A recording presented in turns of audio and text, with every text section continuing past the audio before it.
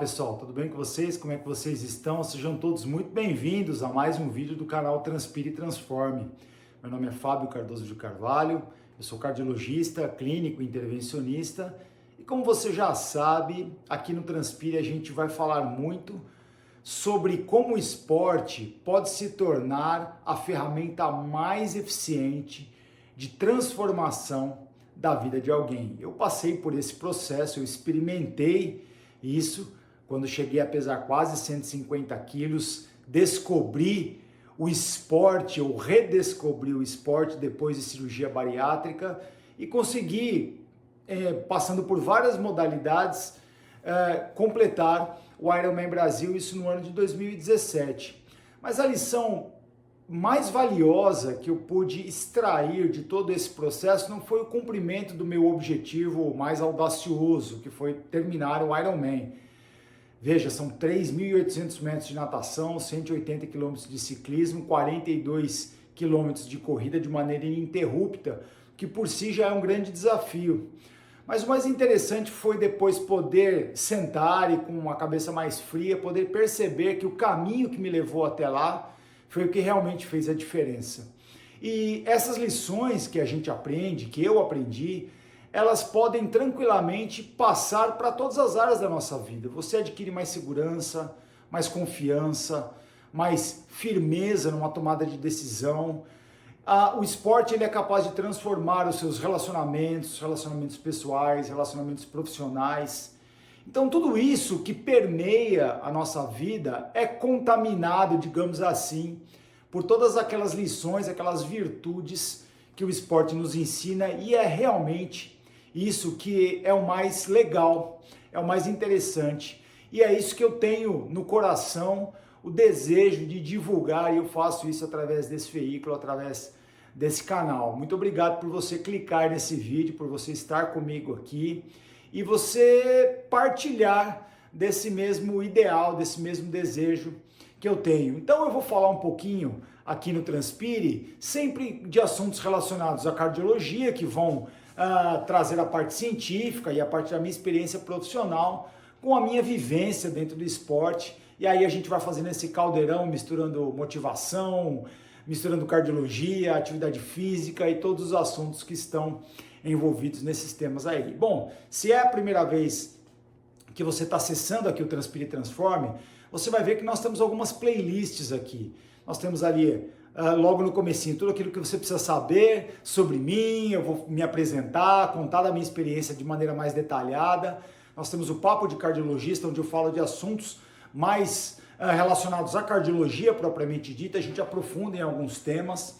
Temos também as histórias de transformação, que é uma playlist muito legal, são episódios que eu gravo com pessoas que também utilizaram o esporte como uma ferramenta de superação de um problema pessoal, um problema de saúde, que também descobriram no esporte essa virtude, essa qualidade.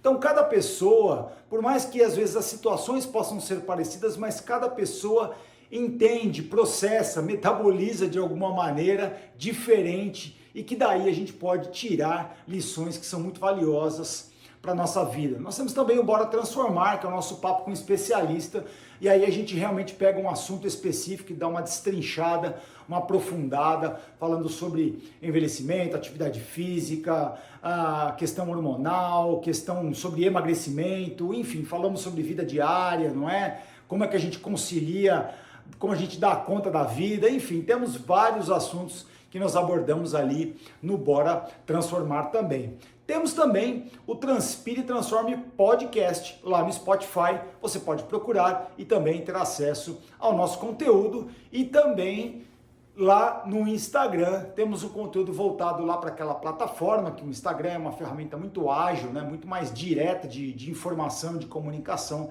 E nós temos o perfil Transpire e Transforme lá no Instagram também, com conteúdo diário voltado ali para o Insta, tá legal? Bom, aproveita que você está aqui nesse vídeo, já se inscreve no canal, deixa o seu joinha e ative as notificações para você ficar por dentro de tudo que acontece por aqui, tá legal? Bom, nesse vídeo de hoje eu quero falar sobre um dos maiores, se não o maior vilão da saúde, que é a resistência à insulina.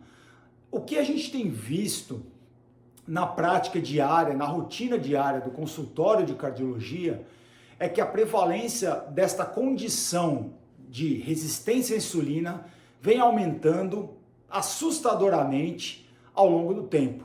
E isso a gente percebe mais nitidamente desde a pandemia, onde as pessoas se tornaram mais inativas e mais sedentárias e parece que algumas ainda não conseguiram recuperar o ritmo ou recuperar o estilo de vida que tinham anteriormente. A resistência à insulina por si, ela não é uma doença, ela é uma condição metabólica que é causada por doenças e que pode causar várias doenças. E existem 6 doenças principais que estão diretamente relacionadas à resistência insulínica e que nós vamos entrar nelas um pouquinho mais tarde. Então, o que é essa tal dessa resistência à insulina? É quando as células do tecido muscular, as células do tecido adiposo e as células do fígado, elas não respondem adequadamente à ação da insulina, que é produzida lá pelas células beta do pâncreas, e isso vai levar o organismo a trabalhar num estado permanente de hiperinsulinemia. Então, o que acontece? O pâncreas está lá se esforçando para produzir insulina numa quantidade adequada para poder manter a homeostase da glicose, ou seja, para manter a glicemia nos níveis adequados. A pessoa não tem uma hiperglicemia, porque senão ela seria diabética, mas ela tem uma resistência à insulina que é elevada, então o pâncreas tem que ficar compensando essa resistência elevada para poder manter a glicemia num nível normal. Cronicamente, se isso se consolidar ou se perpetuar ao longo do tempo, aí nós vamos ter o que grosseiramente algumas pessoas têm dito, e que eu acho que é até um termo pertinente, que é o pâncreas cansado. O que é o pâncreas cansado? É o diabetes do tipo 2. É quando a resistência à insulina ela acaba vencendo a capacidade do pâncreas de produzir insulina, e aí o pâncreas entra num estado de fadiga, e aí você tem que entrar com a medicação, quer seja para diminuir a resistência insulínica de maneira farmacológica, ou você fornece a insulina diretamente para que ela tenha a sua ação mantendo os níveis de glicemia adequados. O problema da resistência à insulina é que ela vai manter um estado permanente de inflamação no corpo. A insulina ela é altamente inflamatória. Então, o organismo trabalhando num estado permanente de hiperinsulinemia, consequentemente, ele também trabalha de maneira mais inflamada. E a inflamação crônica, sustentada, de baixa intensidade, ela também está relacionada à ocorrência de diversas doenças, não só doenças cardiovasculares. As causas da resistência à insulina são várias. As causas menos frequentes são causas genéticas.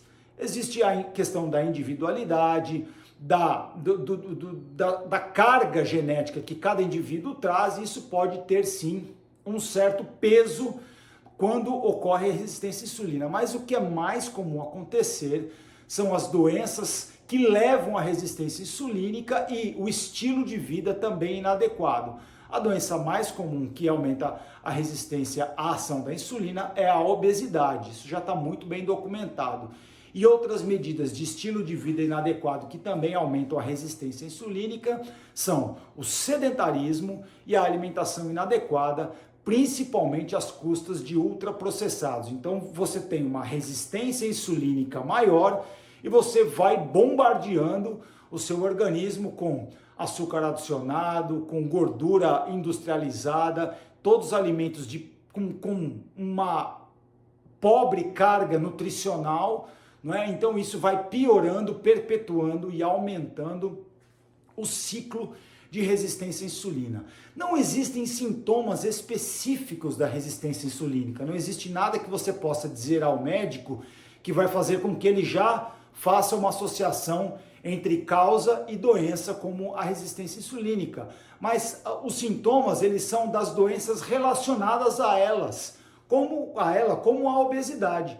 Então a pessoa pode referir apatia, desânimo, cansaço, fraqueza, perda do rendimento para atividades pessoais, para atividades profissionais, ela não tem energia para nada, para fazer uma atividade física ou mesmo para fazer uma atividade diária que pode comprometer seu relacionamento pessoal, seu relacionamento familiar, seu relacionamento profissional. Então, os sintomas são relacionados principalmente da obesidade, do sedentarismo e de uma alimentação inadequada. E, através disso, a gente pode pensar que a pessoa pode ter uma resistência insulínica. Mas se os sintomas não são específicos, como é que a gente faz o diagnóstico? O diagnóstico, sim, ele é obtido através de critérios mais objetivos. A gente pede a dosagem de glicose no sangue, a gente mede a glicemia e também mede a insulina no sangue. Tem uma aferição da insulinemia, uma dosagem da insulina no sangue.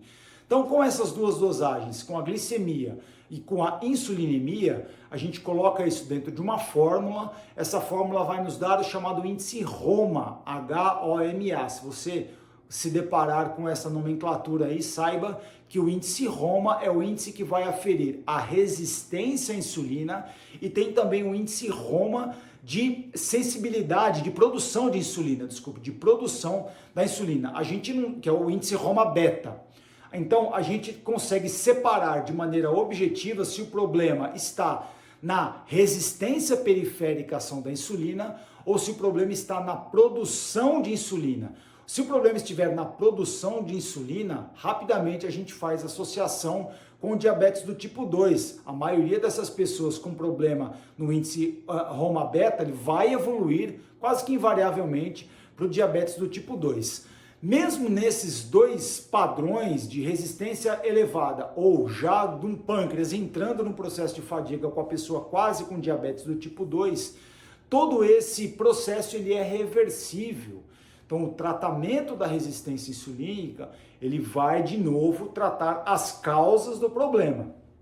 Então, vai tratar a obesidade, o controle do peso é fundamental, emagrecimento, se for o caso, a atividade física, saída do sedentarismo, cumprimento das metas de atividade física de 75 minutos por semana para atividades intensas ou 150 minutos por semana para atividades moderadas, se não houver problema de emagrecimento na jogada.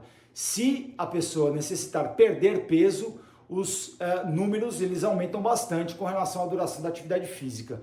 E também uma alimentação adequada, principalmente com mais grãos, verduras, legumes, frutas, diminuição da ingesta de ultraprocessados e de açúcar adicionado. Então esse é o tratamento que é a base do manejo da resistência insulínica. E isso é plenamente reversível. São inúmeros os casos que a gente tem experiência que a resistência à insulina melhora bastante. A gente pode aferir isso através dos índices no segmento clínico, não é? E essas medidas elas são muito eficientes e podem reverter um quadro já instalado de resistência insulínica.